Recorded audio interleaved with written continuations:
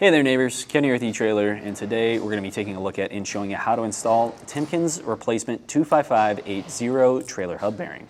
When it comes to our hub setup, there are a few main components here. I've got 3 of them in my hand right now, and the first one is our outer bearing. That's what's going to ride right here on the outside, and it's going to be the first thing that we're going to pop out of here really once we go to take off our wheel and then pop out our hub assembly. As we go further along on our spindle, we're going to get to the inner bearing, which in our case is larger just because we're at a higher axle capacity.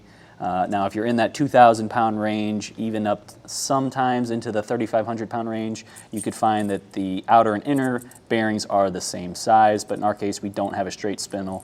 It is a tapered one, so we do have the larger and smaller bearings to go along with that. And how we cap everything off at the end of our hub is going to be a grease seal, just like our Timken one right here, and that is going to get pressed in and prevent any grease from backing out of our hub and then getting all over our brake assembly.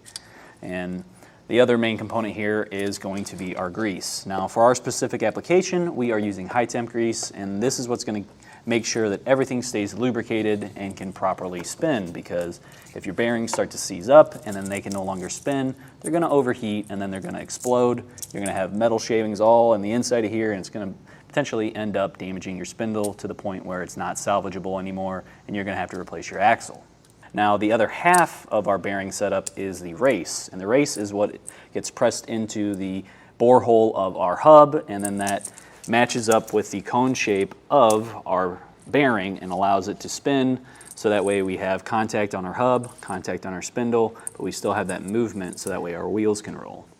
If your part number has worn off, then you're going to have to start looking at your spindle itself. Now, when we're taking a look at it, there's going to be different sections that we're going to be needing to measure for our specific bearing or our grease seal. So starting here at the top, you can see this ledge right here. So this is called a journal at any one of these sections where we have our stuff sitting. And for our grease seal, that's going to sit right up on here. You can see we have our inlet where our grease is going to be pumped in here through that grease zerk fitting, and that's going to kind of help press that out with the grease seal holding it all in place so that we don't get grease all over our brake assembly. Just past that is where our inner bearing is going to sit. It's going to ride right on this journal right here, and then all the way here next to our threads at the end of our spindle is where our outer bearing is going to sit. Now, when we have this all nice and cleaned up, we want to make sure that we're also double checking, making sure there's no grooves or any kind of scratches on here where our bearings or our grease seal sit. If there are, we want to make sure that we're kind of feeling it with our fingernail. If your fingernail gets caught on any of those little grooves or scratches, then it is past the point of saving, and it's now time to replace the spindle or the axle itself. So to measure this, we're going to want to make sure that we have a caliper. I'm using a mechanical one. I would highly recommend switching over to a digital one. They're pretty cheap. You can easily pick one up here or at a local auto parts store. And what that's going to do is give us our precise measurement, because we need to be up to the 3rd decimal point here. So if we take a look at our mechanical, it's going to put us at 2 inches, and so 2.254 is what we're getting right here. It's a little bit off from what I know it actually is, just because our mechanical caliper isn't always the easiest to read, and it kind of varies a little bit. Then we can kind of come down here. We've got our inner bearing, so we can measure for that as well. And what we're getting right now is just our inner diameter. So from there, we would need to go over to our hub and actually measure the bore hole inside of our hub. So since we already have our grease seal in place, I can show you. For the hub side of this, we're going to be switching over to the other smaller tongs that you see right here. And these face the opposite way, because now we're not trying to get that around it, we're trying to get it from the inside, so that way we can get our outer diameter here for our bearings and our grease seal. So you can see, same process, we are just pushing that up to that point right there. You can then lock this in by turning that screw on your mechanical one or on your digital one. Digital one's definitely going to be a lot easier to read here. So you would just take that measurement, you'd get your inner and outer, and then we can just look at which bearings and grease seals are going to be a match to fit that specific setup. With this specific bearing, we are going to have a 1.75 inch inner diameter, and that is going to be what's riding on our spindle. Now for the outer diameter, that's going to be mating up with the race that's already pressed inside of our hub, and for this one it is 3.265 inches.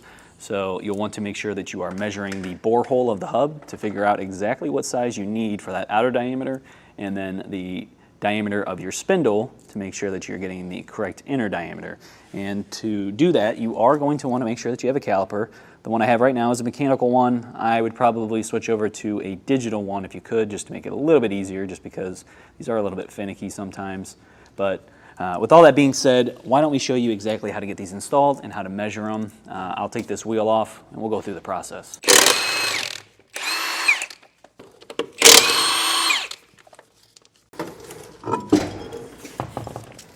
I like to throw down a couple of shop towels because we're going to have some components falling out of here that we want to save, and there's going to be some grease that's left over in here, and if at any point water got into here, it's going to be real gross. So we want to make sure that we're keeping our floor nice and clean.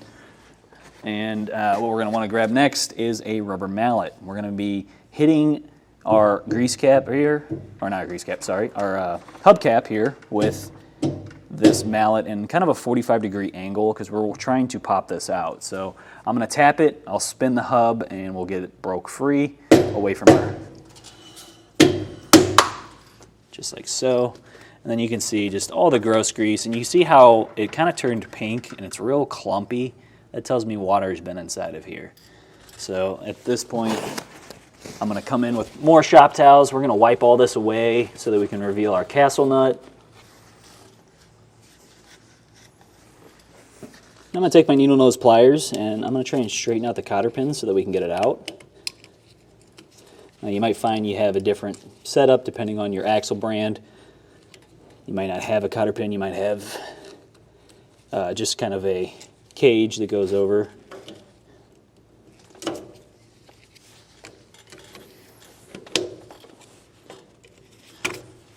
And I'm going to save that because that's not included with our bearing. So we'll wipe that off, get that cleaned up a little bit, and we'll set that down on our shop towel. And then the next thing is going to be our castle nut, which we should be able to get off by hand. If not, you can take usually a 1 1/8 inch socket or just some channel locks, get that off. But realistically, it should be just hand tight. And I'm going to clean that up because this is something we'll also be reinstalling. Next, we'll have a spindle washer. And if it doesn't want to just pop out for you, what you can start doing is just playing with the hub. Just kind of throw it out a little bit, and that should pop it out, plus the outer bearing.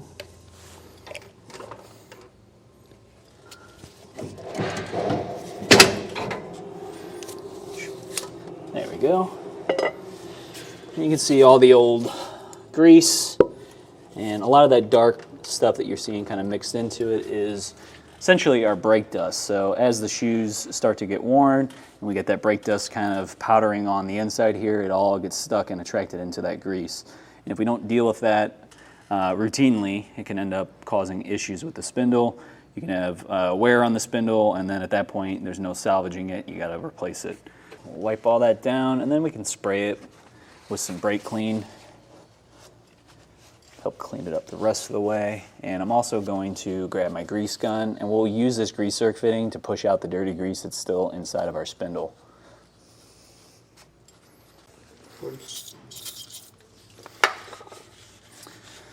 So hitting it with a little bit of brake clean. Now, in my case, the trailer brakes are going to be replaced as well, so I'm also going to pop those off. But at the same time, this is a good chance to actually take a look at your shoes, make sure that they're still functioning properly, they got enough life on them, you don't have any grease on them. The other side of this trailer had the grease seals fail, grease got splattered all over the brake shoes. So essentially at that point, those brake assemblies are no longer working because now we're losing our friction because we have that grease preventing the friction with our trailer hub, which is the other half of this. We want to look at our hub on the inside as well. This one's not as bad as what it was like over on the other side. There's not as much grease buildup as what we had over there, but it is still pretty dirty. So what I want to do is check it, and if we're having any divots where we can really put our fingernail into, or maybe there's real big ridges on our hub face here, that's a sign that we need to replace it. Because the brake magnet right here rides on this section of our hub, and if it's not making good contact, we no longer have good braking power. Pop out our brake assembly here. We could swap over to some new ones. Assembly's held in place by 5 bolts. We're just going to pop those off with a 9/16 socket.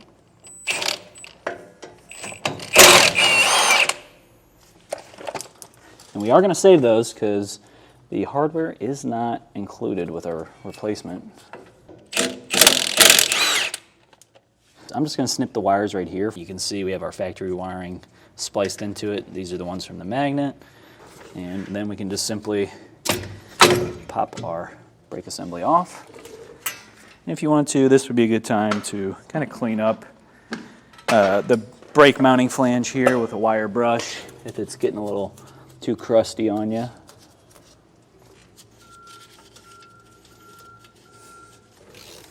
And I am tightening these down in a star pattern too, just to make sure that we're getting this backing plate on nice and even.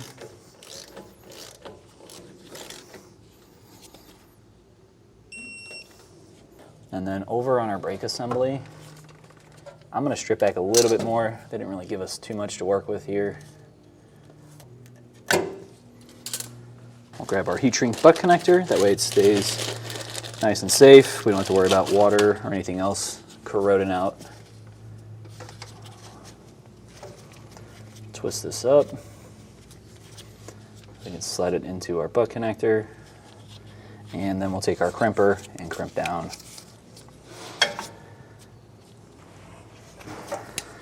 All right, now we can make our connection to our factory wiring. And same thing here, we're just twisting up the wire, pushing it into our butt connector, and crimping it down. Now we'll use our heat gun to shrink down our butt connectors.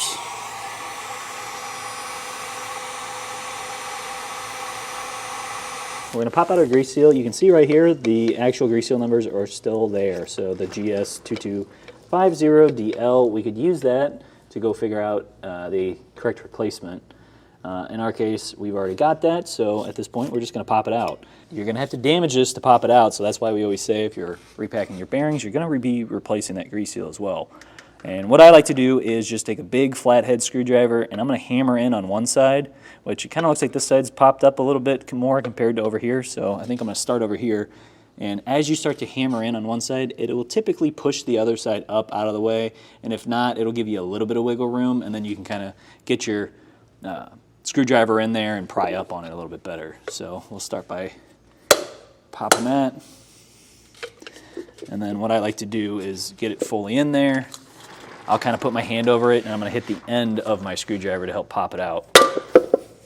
And it may take a few times of doing that to get it to fully go. You may even have to kind of put your feet up on the hub too. Find that easier when you're working with something that's a little bit heavier duty. If you don't have a seal puller, if you do, it'll be a lot easier. So right there, we popped it out. It did get grease kind of everywhere. So be ready for that. Wear some clothes you do not care about, because usually doing anything involving grease is typically going to get all over you. Wipe all that old gross grease out of here. I'm also going to grab the old bearing. We'll toss that since we're replacing it today. And then just the process of just wiping this whole thing out. It's going to take a few shop towels. I would definitely throw some more brake clean in here and clean this up because there's a lot of brake dust buildup in here. And we got a little bit of grease from popping out that grease seal.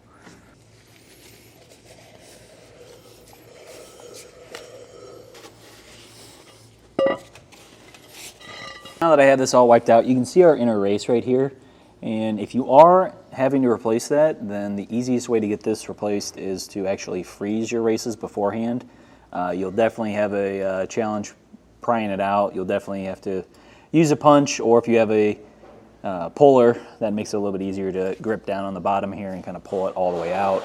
But freezing it will make it smaller, so that way when you're going in with a new one, I would just typically just pop them into your freezer the night before, take them out right when you're going to do it. You can drop it right in. It should be just slightly smaller, just because as it freezes it'll kind of compress a little bit, and then you can drop it in. You may have to tap it a little bit with a punch to get it fully seated, and then as it starts to warm up it'll expand enough to fully seat into place, so that way just makes it a little bit easier instead of a big challenge of punching it down.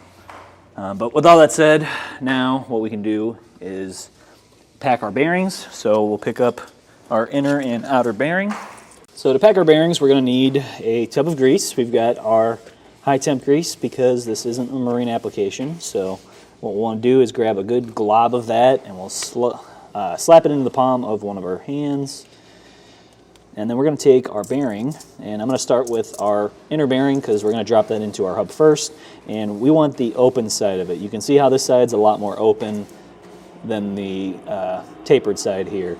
So we're going to push our grease through, and you'll start to see it come up between the rollers on this side. And what we'll do is just kind of scrape it. And if you can just try to get it on the edge. That way you're not having a bunch of it kind of pile up on the inside here. And we'll keep going. You can see it's starting to press out, so then I'll just turn it, keep going. And then once we run out of grease, that's where I'll kick back all the rest of that that's extra sitting on there. I'll also typically try to scrape it all from the other parts of my hand to get it into one big pile again. There are grease like packing tools that you can get to. Essentially it's just like a little press that you would set the bearing into and then press down on, kind of wiggle it around, and it'll press all of that grease in there for you. If you're someone that's not really going to be doing this too often, packing it by hand is good enough. I mean, as long as you get a pair of gloves, it's not really too big of a mess. But if you're someone who's going to be packing a ton of bearings, I'd definitely recommend picking up one. All right, so we've got it all the way around. Now what I'm going to do with this excess grease is just coat the whole outside of our bearing really well. And with this all nice and greased up. And now we'll drop this in. I like to grab it from the center so I can hopefully avoid getting grease all over the inside of our hub. There we go. And now I'm going to switch over to my inner bearing. We'll get that packed so that way we're not using multiple sets of gloves. And then from there, we can throw in our grease seal and get that packed into place too.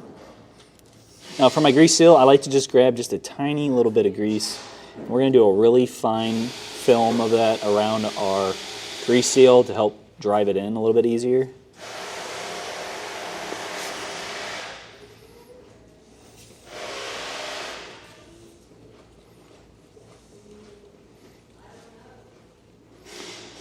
Alright, now we got that good. Now make sure that when you're driving this in, you're putting it in the correct way. You can see there's an opening here. We want that facing down. It's closed off here. We want that facing out towards our brake assembly.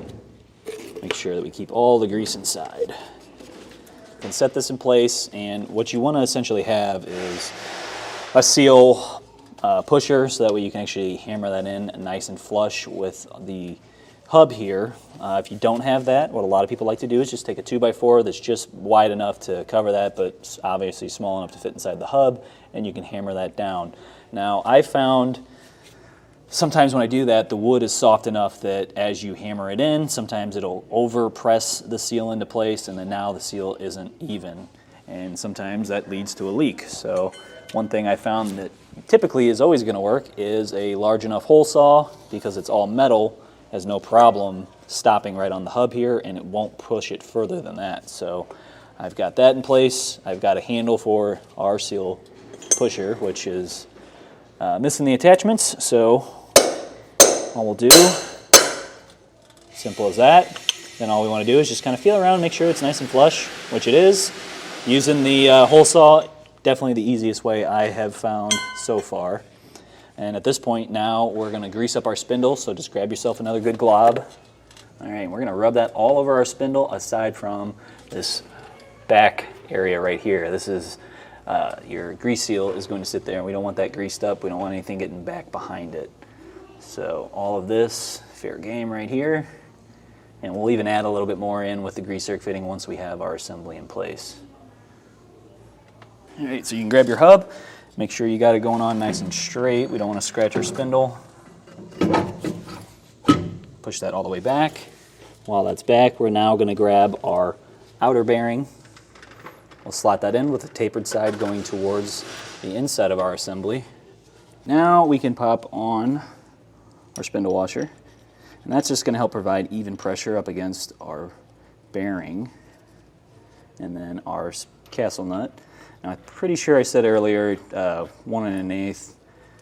Obviously the sizes are going to change depending on capacity. With our specific one today, it's 1 1/2 for the socket, and we're going to torque this down to spec, and then we'll back it off and use the cotter pin and castle nut. All right. So what we're looking for here is we don't want any play with our hub. So I shouldn't be able to kind of wobble it side to side at all, which is pretty good. And I can spin, which also spinning this a little bit as we add in grease will help kind of transfer that around, really fill in that cavity. But now at this point, I'm going to back it off just a bit, and then we'll go finger tight. Now it's finger tight. May have to move it just a little bit while we figure out the cotter pin. Might have to come up a little bit more.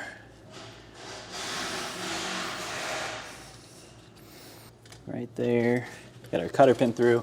Now, just double check it one more time, see if you got any side-to-side play.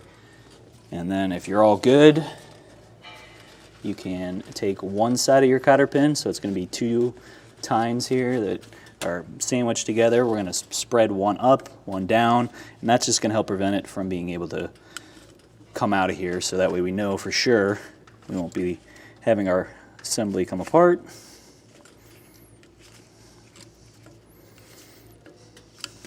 So now I'm going to come with my grease gun. We'll give it a couple squirts. This is going to be coming out right at the back where our grease seal is. We don't want to go too crazy with it though, because we could end up blowing out the grease seal. So make sure you're spinning this, getting that grease flowing, and you can keep adding.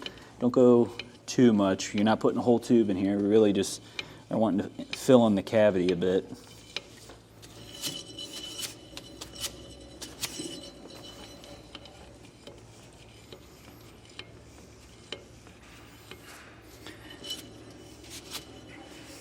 And once you fully see it fill, you'll kind of see the same thing that you saw on the ends of the bearing, where it has like kind of circles coming the whole way around here of lubrication. Now, I'm not going to overdo it here with that, so we might not see that today, just because we already got enough grease on here to be good. We'll spin that one more time. My dust cap in here, and I've got a drive tool so that I can hammer it in to our hub assembly, and that's exactly what I'm going to do.